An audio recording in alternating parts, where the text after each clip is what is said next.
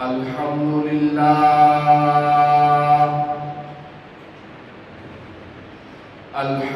لله نحمده ونستعينه ونستغفره ونؤمن به ونتوكل عليه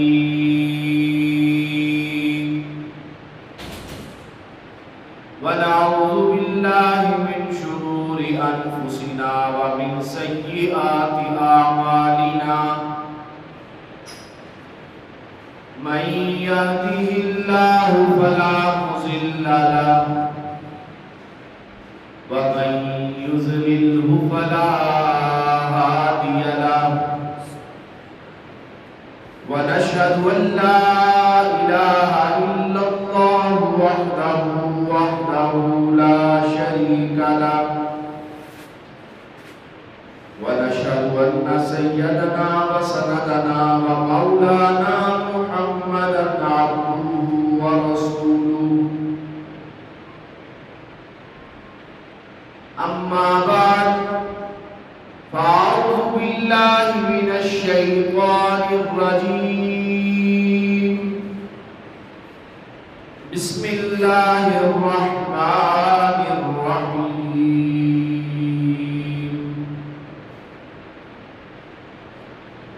فبما رحمة من الله لنت لهم ولو كنت فظا غليظ القلب لانفضوا من حولك فاعف عنهم واستغفر لهم وشاورهم في الأمر فإذا عزمت فتوكل على الله إن الله يحب المتوكلين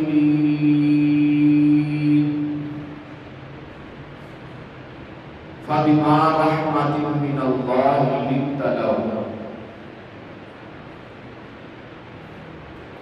تو کیسی ہی اللہ کی طرف سے مہربانی ہے کہ آپ کو اللہ تعالیٰ نے ان لوگوں کے لیے نرم دل بنا کر بھیجا. وَلَوْ كُنْتَ فَظًّا غَلِيظَ الْقَلْبِ،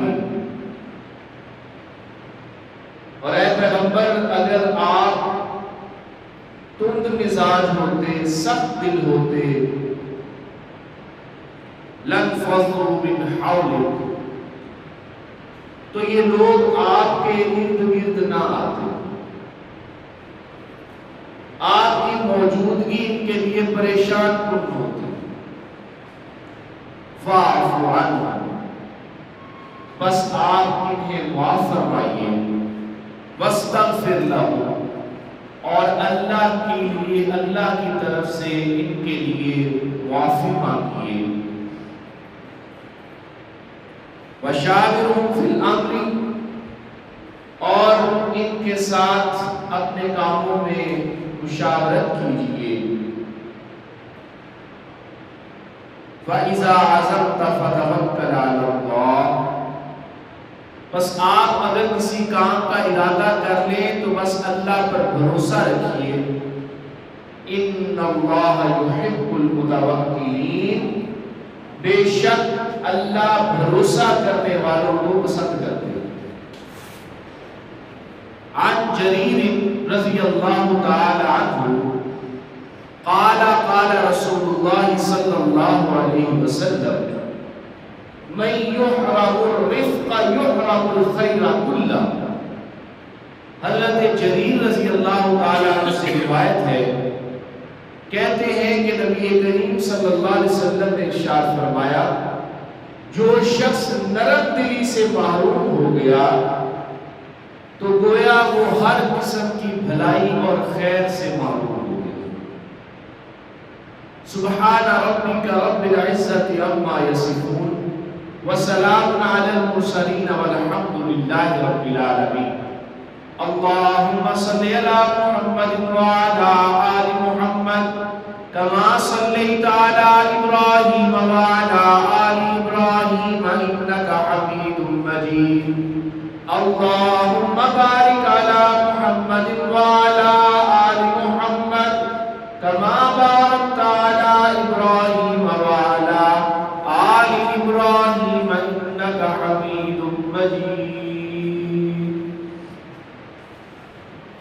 نہایت ہی واجب احترام لائق عزت و اکرام میرے بھائیوں، بزرگوں اور عزیز ساتھیوں،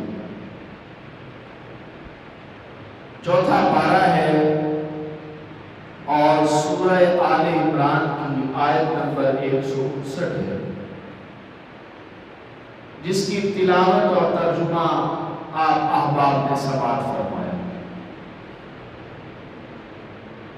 سامعین محترم، یوں تو حضور علیہ السلام پیکر اخلاق اور کردار ہیں، پورے کا پورا قرآن مجید حضور نبی کریم علیہ السلام کے اخلاق کریمہ سے بھرا پڑا ہے، بلکہ ام المومنین عفیفہ کائنات سیدہ عائشہ رضی اللہ تعالی عنہا، ان سے ایک روایت منقول ہے، وہ آپ تمام احباب نے سن رکھی ہوگی، کہ ایک صحابی رسول ماں جی کی خدمت میں حاضر ہوئے اور عرض کرنے لگے کہ ماں جی مجھے بتائیے کہ حضور صلی اللہ علیہ وسلم کے اخلاق کیسے ہیں؟ تو جواب آیا، کیا تم نے قرآن نہیں پڑھا؟ میرے پاک پیغمبر کے اخلاق قرآن ہی تو تھے۔ حضور نبی کریم علیہ السلام کے اخلاق کریمانہ سے اللہ کا قرآن بھرا ہوا ہے۔ حضور علیہ السلام کی سیرت طیبہ رحمت للعالمین کے اخلاق کریمانہ سے بھری پڑی ہے۔ یاران مصطفیٰ حضرات صحابہ کرام رضوان اللہ تعالی علیہ مجمعین سے بہت سی روایات منقول ہیں جو تواتر کے ساتھ اس بات کو ثابت کرتی ہیں کہ حضور صلی اللہ علیہ وسلم کائنات میں اخلاق کے اعتبار سے اعلیٰ ترین مرتبے پر فائز ہیں۔ بس اسی سلسلے اور اسی کڑی کے پیرائے میں اس آیت مبارکہ کو آپ کے سامنے تلاوت کیا ہے اور اس کا ترجمہ آپ کے سامنے رکھا ہے۔ اللہ تعالیٰ سے دعا ہے کہ حضور صلی اللہ علیہ وسلم کے اخلاق کریمانہ آپ کی شان کے مطابق اللہ مجھے بیان کرنے کی توفیق عطا فرمائے۔ عزیزان گرامی قدر، انبیاء علیہ الصلوات و تسلیمات کو جب اللہ تعالیٰ کی طرف سے مبعوث کیا جاتا ہے تو جہاں بہت سی خصوصیات انبیاء علیہ الصلوات و تسلیمات کو نوازی جاتی، ان میں ایک ممتاز خصوصیت ان کی نرم گوئی، نرم لہجہ اور نرم دلی ہوا کرتی۔ اس کی وجہ یہ ہے کہ انبیاء کی بنیادی حیثیت داعی کسی ہوتی ہے کہ اللہ کی طرف سے چنے ہوئے پیغمبر اللہ کے احکام کو اللہ کی مخلوق تک پہنچاتے ہیں۔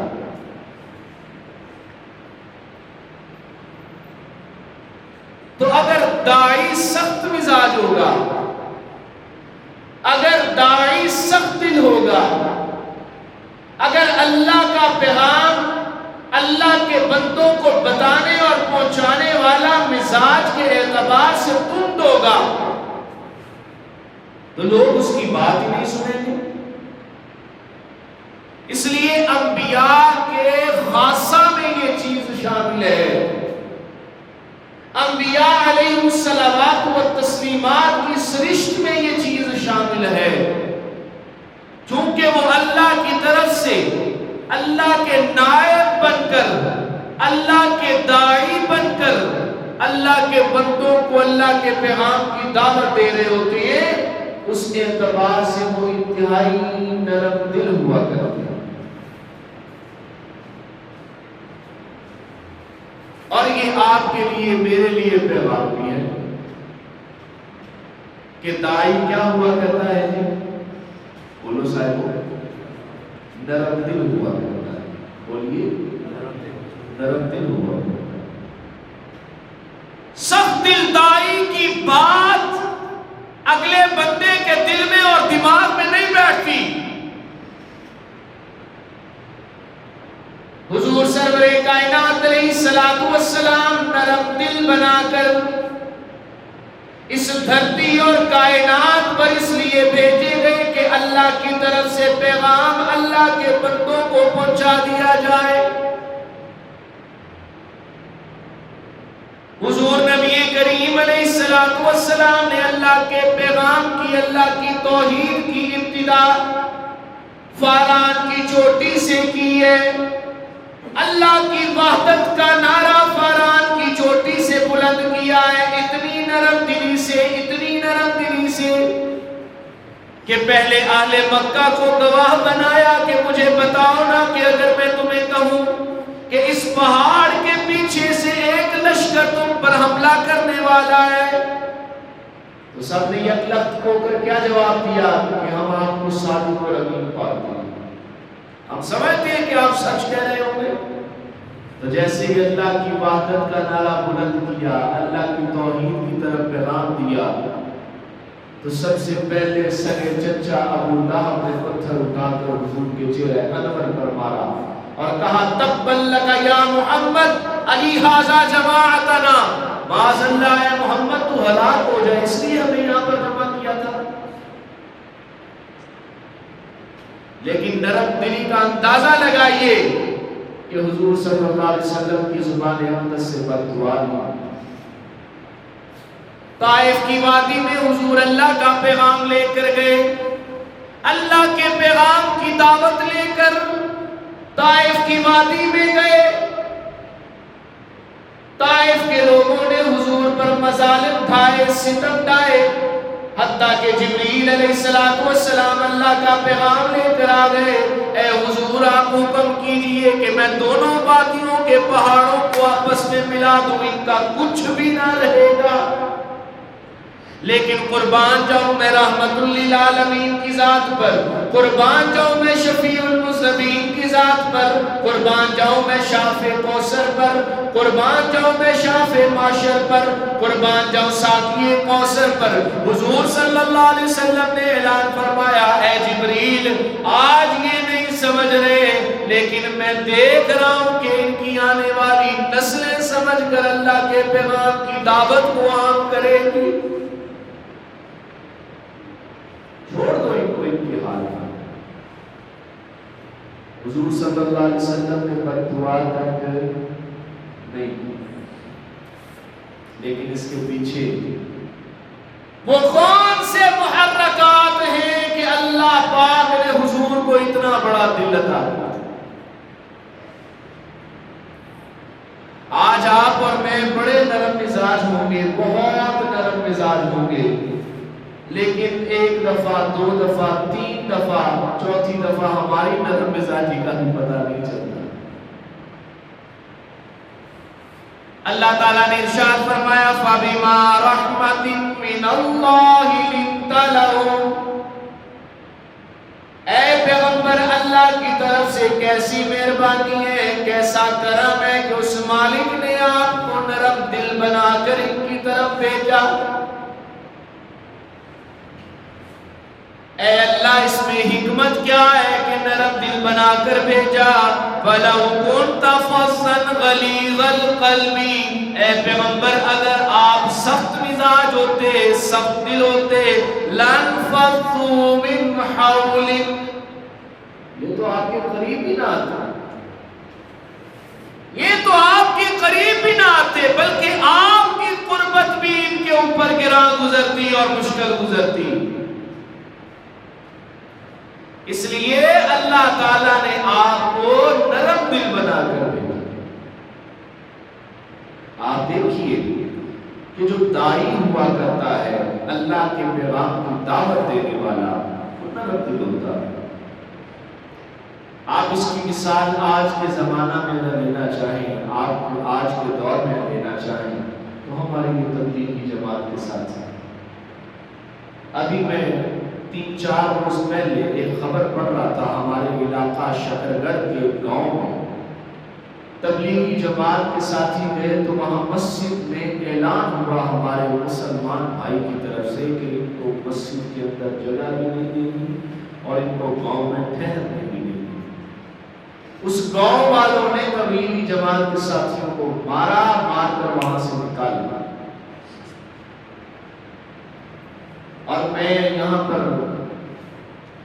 اپنے علم اور تجربے کی بنیاد پر مختصر سا ایک ناقص سا تجزیہ پیش کرنا چاہتا ہوں کہ ہمارے ہاں تبلیغی جماعت میں ایسے لوگ موجود ہیں جو کوئی حاضر سروس بریگیڈیئر ہوا کرتے ہیں، حاضر سروس جرنیل ہوا کرتے ہیں، حاضر سروس ISI کے کرنل اور مختلف ہمارے شعبوں سے تعلق وکلاء ہوا کرتے ہیں، ڈاکٹر صاحبان ہوا کرتے ہیں کہ جن کو اگر آپ ملنا چاہیں تو کم از کم ایک ڈاکٹر کی فیس 20-30 ہزار روپیہ ہو، ایسے لوگ بھی موجود۔ لیکن جب اس راستے پر نکلتے ہیں تو اپنا سب کچھ مار کر نکلتے ہیں۔ پتا چلے کہ 1 منٹ میں بستی والوں کا پتہ نہ چلے، ایسا بندہ ان میں شامل ہے کہ سب کو اٹھا کر کھٹے لائن لگا دیا جائے۔ لیکن کیسی بات ہے کہ اللہ کے پیغام کی دعوت دینے کے لیے وہ اس گاؤں میں گئے، مار کھا کر نکل گئے، لیکن سارے پنجابی جانے دند تو دند نہیں چکے آگے۔ یہ نرم مزاجی کی مثال آج بھی اس امت کے اندر موجود ہے اور یہ حضور کی عطا ہے۔ کئی دفعہ ہمیں کچھ لوگ سخت مزاجی کے ساتھ برا بھلا کہہ دیتے ہیں اور ہمارے آڑے کیا چیز آ جاتی ہے کہ یار لوگ کہیں گے داڑھی رکھ کے لالدار ہے، ہمارے یہ آڑے آ جاتی ہے کہ یار مولوی صاحب ہو کے لڑائی کریں گے۔ اس لیے ہم تو اپنے آپ کو داعی سمجھتے ہیں، اللہ کے پیغام کی دعوت دینے والا سمجھتے ہیں، اور داعی کی پہلی خصوصیت یہ ہوا کرتی ہے کہ وہ لوگوں کو قریب کرتا ہے، لوگوں کو جوڑتا ہے، لوگوں کو توڑتا نہیں ہے۔ آج کے دور میں بھی اگر دیکھو کہ لوگوں کو جوڑنے کی بات ہو رہی ہے تو سمجھ جاؤ کہ یہ داعی ہے، لیکن اگر کوئی لوگوں کو توڑنے کی بات کر رہا ہے تو سمجھ لو یہ داعی نہیں ہے، داعی کی شکل میں کچھ اور ہی ہے۔ داعی تو کیا ہوتا ہے؟ بولیے یار، بولو بھی صحیح نا، کیا ہوتا ہے داعی؟ نرم دل ہوتا ہے، نرم مزاج ہوتا ہے، سخت دل بولو نہیں ہوتا۔ یہ آپ صلی اللہ علیہ وسلم کے اندر خصوصیت اللہ نے جمع فرمایا۔ اور پھر سیدنا جریر رضی اللہ تعالیٰ عنہ صحابی رسول ہیں، قال قال رسول اللہ صلی اللہ علیہ وسلم من یحرم الرفق یحرم الخیر کلہ، جو نرم دلی سے محروم ہو گیا وہ ہر قسم کی بھلائی سے محروم ہو گیا۔ یعنی وہ بندہ ہی نہیں جنہیں اندر نرم دلی نہیں، جس کے دل میں شفقت نہیں، جس کے دل میں محبت اور پیار کی باتیں نہیں، وہ بندہ نرم دل نہیں تو وہ کچھ بھی نہیں۔ یحرم الخیر کلہ، ہر قسم کی خیر سے اللہ کے پاک پیغمبر نے فرمایا وہ محروم ہو گیا۔ آپ اس کی مثال دیکھ لیجیے کہ اگر میں آپ کے سامنے سخت باتیں کہہ رہا ہوں، انہوں بھی چار پا، انہوں بھی چار پا، انہوں بھی چار پا، انہوں بھی کیا تو لیٹ کیوں مارے ہیں، انہوں بھی کیا تو جدی کیوں نہیں کیا، ادھر کی باتیں ادھر کی باتیں ادھر، تو آپ مجھ سے تنگ پڑ جائیں گے، کہیں یار ہمارے ساتھ اچھا نہیں چھاڑتے، یا تو آئیں گے اس وقت جب مولوی صاحب ادھر چہرہ کر کے اللہ اکبر کہہ رہے ہوں گے تو یا تو کسی اور طرف نکل جائے. میں تو آپ لوگوں نے دیکھا ہوگا ہر دفعہ آپ کا تگلا کرتا ہوں، رفت کرتا ہوں، سماجت کرتا ہوں، کیا تھوڑا سا وقت پہ آ جائے گا. سخت دلی ایک دائی کی پہچان نہیں ہے، اور دائی اگر سخت دل ہوگا تو اپنا پیغام اور دعوت ہی نہیں پہنچا سکے گا. بات سمجھے؟ پھر اللہ نے آگے حضور نبی کریم علیہ السلام کو صرف یہی پر نہیں فرمایا کہ آپ کو اپنے نرم دل بنایا اس لیے کہ لوگ آپ کے گرد جمع ہوں. اگر آپ سخت دل ہوتے، تند مزاج ہوتے تو لوگ آپ کے گرد جمع ہی نہ ہوتے، بلکہ اللہ نے فرمایا فاعف عنہم واستغفر لہم وشاورہم فی الامر. اے پیغمبر یہ آپ کے ساتھی ہیں، یہ آپ کے دوست ہیں، آپ کے سفر اور حضر میں کام آنے والے ہیں. پہلا کام یہ آپ نے کر رہا ہے فاعف عنہم، اگر ان سے کوئی غلطی ہو گئی تو ان کو معاف کر دیجیے. واستغفر لہم، اور اگر کوئی ایسی بات سامنے آ جائے کہ یہ گناہ کر بیٹھے ہیں تو اس اللہ سے ان کے لیے معافی مانگیے. وشاورہم فی الامر، اور جب کوئی بات ہو نا تو اپنے دوستوں سے، اپنے ساتھیوں سے مشورہ کیجیے. یہاں پر مجھے ایک بات یاد آ گئی. حضرت عبداللہ ابن سلام رضی اللہ تعالیٰ عنہ اجلہ صحابہ میں سے ہیں، اور ان کا مرتبہ اور مقام علم کے اعتبار سے صحابہ میں بڑا نمایاں ہے. اس کی بنیادی وجہ یہ ہے کہ حضرت عبداللہ ابن سلام رضی اللہ تعالیٰ عنہ سابقہ یہودی بھی ہیں اور یہودیوں کے عالم بھی ہیں. ان سے ایک روایت ہے حضرت سعد بن زید بن سعنہ رضی اللہ تعالیٰ عنہ کے حوالے سے. حضرت زید بن سعنہ رضی اللہ تعالیٰ عنہ بھی سابقہ یہودی عالم ہیں. وہ فرماتے ہیں کہ جب حضور صلی اللہ علیہ وسلم کے چہرہ انور پر میری نظر پڑی تو میں نے آپ صلی اللہ علیہ وسلم میں نبوت کی ساری علامات دیکھی. مجھے یقین ہو گیا کہ یہ چہرہ کسی جھوٹے کا نہیں ہو سکتا. نبوت کی ساری علامات میں نے حضور کے چہرہ انور کو دیکھ کر پہچانا. دو علامات ایسی تھی جن کی مجھے تصدیق کرنی تھی. پہلی یہ کہ نبی وہ ہوتا ہے جس کی نرم دلی اس کے غصے پر بھاری ہوتی. دوسری علامت یہ ہے کہ اگر کوئی جاہلانہ رویہ نبی کی طرف کیا جائے تو وہ اس کی طرف توجہ دینے کی بجائے اس کا بدلہ بہتری کے ساتھ دیتے ہیں. کہنے لگے میں اس کام کے پیچھے لگ گیا. ایک مرتبہ ایسا ہوا کہ حضور صلی اللہ علیہ وسلم حضرت علی کے ساتھ اپنے حجرے سے باہر تشریف لائے تو میں نے دیکھا کہ ایک اعرابی دیہاتی گھوڑا دوڑاتا ہوا حضور صلی اللہ علیہ وسلم کی خدمت میں پیش ہو گیا. آ کر اس نے ایک گزارش کی، یا رسول اللہ میں فلاں قبیلے سے فلاں بستی سے آیا ہوں اور وہاں پر اللہ کی طرف سے قحط سالی ہے،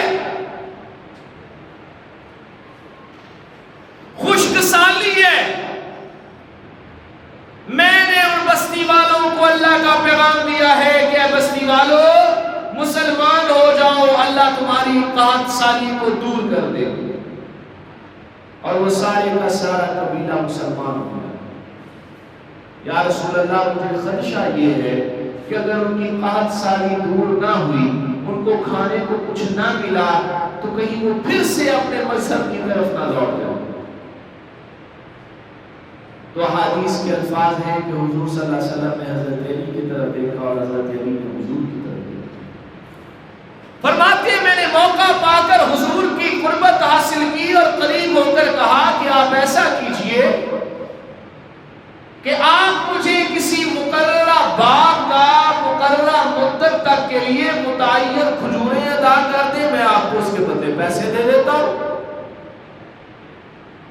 تو حضور صلی اللہ علیہ وسلم نے ارشاد فرمایا یہودی میں باغ تو مقرر نہیں کر سکتا، ہاں یہ ہے کہ مقدار مقرر کر دیتا ہوں اور وقت مقرر کر دیتا ہوں، معاملہ طے پا گیا، تو حضرت زید بن ثانہ رضی اللہ تعالیٰ عنہ فرماتے ہیں میں نے 80 مسقال سونا حضور کی خدمت میں رکھ دیا کہ یہ لیجیے۔ آپ صلی اللہ علیہ وسلم نے موقع پر ہی وہ سارے کا سارا سونا اس آرابی اور دیہاتی کو دیا کہ جاؤ یہ لے جا کر ان میں تقسیم کرو اور ان کی مدد کرو۔ فرماتے ہیں جو ہمارا وقت مقرر ہوا تھا اس میں ابھی 3-4 دن باقی تھے، ذرا توجہ کیجئے گا، ابھی اس میں 3-4 دن باقی تھے۔ میں نے کیا کیا کہ مسجد نبوی میں حضور کا دامن پکڑ لیا اور میں نے کہا دو میرا حق۔ تم بنی ہاشم والے اسی طرح کرتے ہو کہ لوگوں کا حق ان کو وقت پر نہیں دیتے اور ان کا حق کھا جاتے ہو، میرا حق دو۔ احادیث میں ہے کہ حضرت عمر رضی اللہ تعالیٰ عنہ کے متعلق زید بن ثانہ کہتے ہیں کہ حضرت عمر نے مجھے اس قدر تیز نگاہوں سے دیکھا اور للکار کر کہا اگر مجھے حضور کا خیال نہ ہوتا تو آج تیری گردن تیرے دھڑ پر نہ ہوتی ہے، عمر تیری گردن تلوار کے ساتھ اڑا کر رکھ دیتا۔ تجھے خیال نہیں آیا کہ تو نے حضور کے ساتھ کس طرح کا رویہ اپنایا ہے؟ جب یہ ساری بات ہوئی تو حضور نے کہا عمر ٹھہر جاؤ، تم ایسا کرو کہ اس کو اس کی رقم بھی واپس کرو اور تم ایسا کرو کہ اس کو اس کی کھجوریں جو ہم نے وقت طے کیا تھا وہ آ چکا، ٹھیک ہے، یہ کہتے ہیں 2-3 دن پہلے ہو چکا، ہو گیا، اس کو کھجوریں بھی دو اور اوپر 20 مسقال زائد دو۔ فرمایا حضرت عمر کے ساتھ میں چل پڑا۔ جب حضرت عمر کے ساتھ چل پڑا تو میں نے کہا عمر مجھے جانتے ہو میں کون ہوں؟ حضرت عمر نے کہا نہیں میں نہیں جانتا۔ کہا میں زید بن ثانہ ہوں، سابق یہودی عالم ہوں، میں نے حضور صلی اللہ علیہ وسلم کے چہرہ انور کو دیکھ کر نبوت کی ساری علامات پالی تھی، خدا کی قسم ہے مجھے پیسوں کی ضرورت نہیں، میں مالدار یہودی ہوں، خدا کی قسم مجھے کھجوروں کی ضرورت نہیں، میرے کئی باغ ہیں، لیکن میں حضور کے اندر نبوت کی 2 علامات دیکھنا چاہتا تھا کہ نبی تو وہ ہوتا ہے جس کا غصہ اس کے حلم پر بھاری نہیں ہوتا بلکہ اس کی برداشت اس کے غصے سے زیادہ ہوتی ہے، اور جب اس کی طرف کوئی جاہلانہ اقدام کیا جاتا ہے تو اس کا بدلہ وہ بہتری سے دیتا ہے۔ تم گواہ بن جاؤ لا الہ الا اللہ محمد الرسول اللہ، میں زید بن ثانہ آج حضور کی نبوت پر ایمان لا کر مسلمان ہوتا ہوں۔ میں تو صرف نشانیاں دیکھنا چاہتا تھا کہ نبی کے اندر یہ 2 نشانیاں ہوتی ہیں کہ ان کی برداشت، ان کا حلم ان کے غصے پر بھاری ہوتا ہے، اور اگر ان کی طرف کوئی جاہلانہ اقدام کیا جائے تو اس کا بدلہ وہ بہتری سے دے۔ ایمان والوں، اس وقت پورے معاشرے کے اندر جس طرح کی گہما گہمی ہے، جس طرح کا ماحول بنا ہوا ہے، ایک پیغام ہے، آپ کو پتا ہے ہر جمعے آخر پر ایک پیغام ہوا کرتا ہے کہ حضور صلی اللہ علیہ وسلم کی سیرت طیبہ ہمیں اس بات کی درس دیتی ہے کہ ہم اپنے اندر برداشت پیدا کریں، اور یہ کہنے کی باتیں نہیں ہیں سب سے پہلے عمل کرنا میری ذمہ داری ہے، میرا حق ہے، کیوں؟ اس لیے کہ سب سے قریب میری زبان کے میرے اپنے کان اور میرا اپنا دل ہے۔ اپنے اندر ہم برداشت پیدا کریں، چھوٹی چھوٹی باتیں جن باتوں کی وجہ سے ہم ایک دوسرے سے دور ہو چکے ہیں ان کو ختم کریں،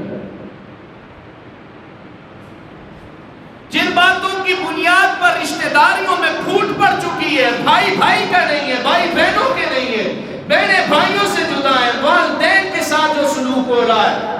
خدا کی قسم 2-3 دن پہلے میری نظر سے ایک ویڈیو گزری جو نوجوان ساتھیاں آپ کی نظر سے بھی گزری ہوگی، وہ ایک بدقماش، میں اب کیا الفاظ استعمال کروں، داڑھی رکھی ہوئی اتنی اور سگے باپ کو لٹا کر اس طرح مار رہا ہے جس طرح چور کو مارا جاتا ہے.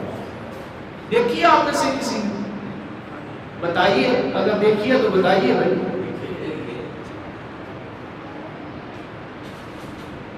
کیا وقت آ گیا،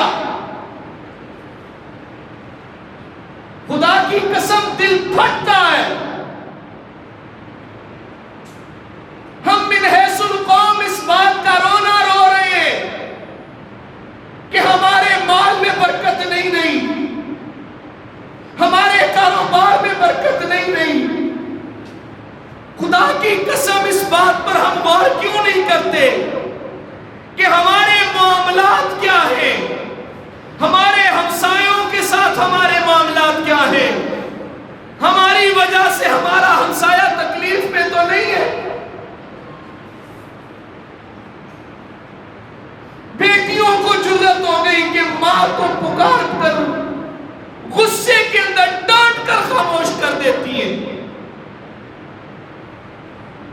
بچوں میں یہ جرأت آ گئی کہ ماں باپ کے سامنے سینہ تان کر کھڑے ہو گئے. ایسی اولاد سے بے اولاد ہونا بہتر ہے کہ میرا پاک پیغمبر اویس قرنی کو اپنے پاس آنے سے اس لیے روک دے کہ اویس تمہاری ماں زندہ ہے، اس کی جا کر خدمت کرو. اور سیدنا عمر فاروق رضی اللہ تعالیٰ عنہ جلیل القدر صحابی ہیں. لو کان بعدی نبی لکان عمر کا خطاب پانے والے ہیں. فارق بین الحق والباطل ہیں. دشمن ان کی تلوار سے ڈرتا ہے. 22 لاکھ مربع میل کا حاکم ہے، لیکن جب لشکر روانہ ہو تو عمر اویس قرنی سے دعا کروانا. اویس قرنی میرا وہ غلام ہے جو میرے پاس آنا چاہتا تھا، لیکن میں نے اس کو اس کی ماں کی خدمت کے لیے روک دیا.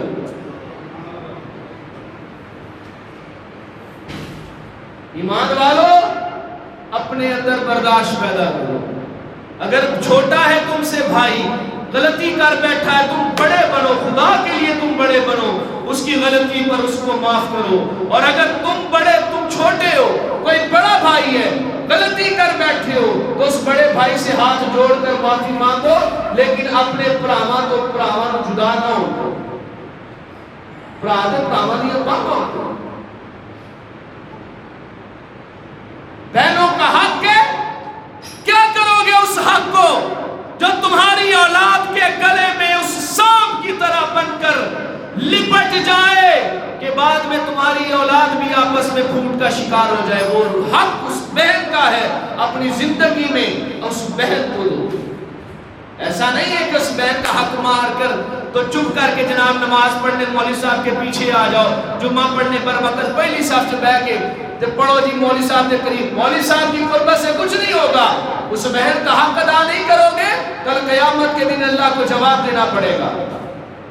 ایسا نہیں ہے کہ ان سارے معاملات کو جانتے ہوئے سمجھتے ہوئے پگڑی پہن لینا، ٹوپی پہن لینا، داڑھی رکھ لینا، مونچھیں سنت کے مطابق کر لینا، لباس سنت کے مطابق پہن لینا، یہ چیزیں کوئی معنی نہیں رکھتی جب تک کسی کا حق ادا نہیں کرو گے.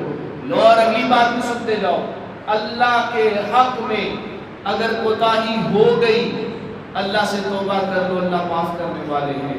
لیکن بندوں میں کے حق میں کی گئی کوتاہی صرف بندے معاف کر سکتے ہیں، اللہ کی طرف سے کوئی معافی بولو نہیں.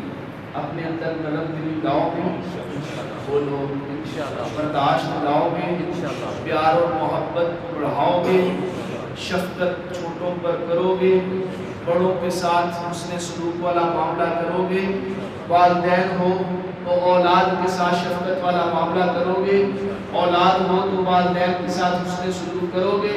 اللہ تعالیٰ سے دعا ہے کہ جو کچھ کہا گیا سنا گیا اللہ عمل کی توفیق عطا فرمائے. وآخر دعوانا